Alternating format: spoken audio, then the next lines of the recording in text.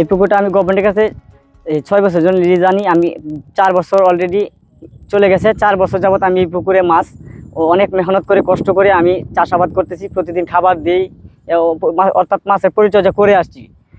এই 4 বছর আমি মানুষ যেমন সন্তানকে লালন পালন করলে যেমন কষ্ট হয়, আমার এই মাছটি মনে হয় আমার ততটুকু কষ্ট। এই মাছটি আমি অনেক স্বপ্ন ছিল, এই মাছ আমি এখন বিক্রি করার সময় এখন বিক্রি করে আমি আমাদের এই জেলেদের মাঝে বন্টন করব। আমরা সকলেই এদের দৃঢ় আগ্রহে আছি যে আমরা এখন মাছ তুলবো।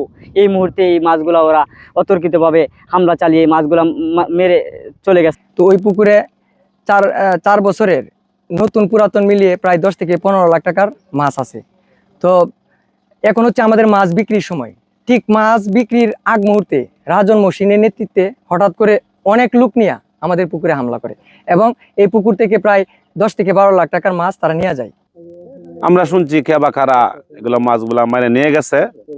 আমরা চাই সুষ্ঠু একটা তদন্তের মাধ্যমে একটা সঠিক বিচার হোক। কয়দিন আগে ওরা মাছ মারে নিয়ে গেছে, এখন যে মাছগুলো আছে ওইগুলো মারে নিয়ে যাইতে আসে। এমনকি থানার মধ্যে অভিযোগ দেওয়ার পরে আমার বন্ধু দিদারকে প্রাণনাশের হুমকি দিতেছে এবং যারা বিল পরিচালনা কমিটির মধ্যে আছে তাদেরকে মারে ফেলার হুমকি দেয়। আমি সরকারের কাছে এর বিচার চাই। আগে রেগুলার যেভাবে আইতাম আমরা দেখতাম যে মাসে খেলাধুলা করতেছে ফিশারির মধ্যে, এখন আর ওই রকম নাই, খেলাধুলা নাই। এখানে আছে রুই, কাতল, মৃগেল, পাঙ্গাস, তেলাপিয়া, আরো বিভিন্ন ধরনের মাছ আছে। সূত্রটা এটা লই রাজন আর মসিন এরা চাইছেন এই বিলটা লিজ নিবার লাগি।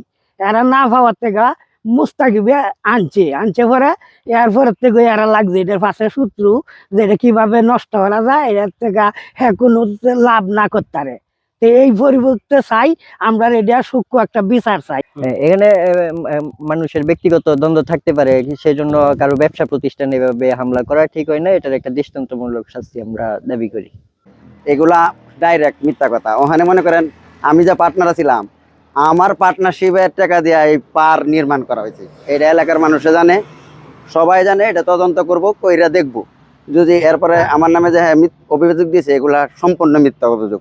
আমার নামে যে মিথ্যা অভিযোগ দিছে এবং আমার বাড়িঘর কুপাইছে, আমার মারছে, আমার ভাইয়ারে মারছে, আমার বাইস্তারে মারছে, আমার বাইস্তির গলা চুরি ধরছে, এগুলা এলাকার মাঝে তদন্ত করো। কারণ আমার কথা তো বিশ্বাস হইব না। আমি তো মিথ্যাও কইতে পারি, সঠিক তদন্ত চাই আমি।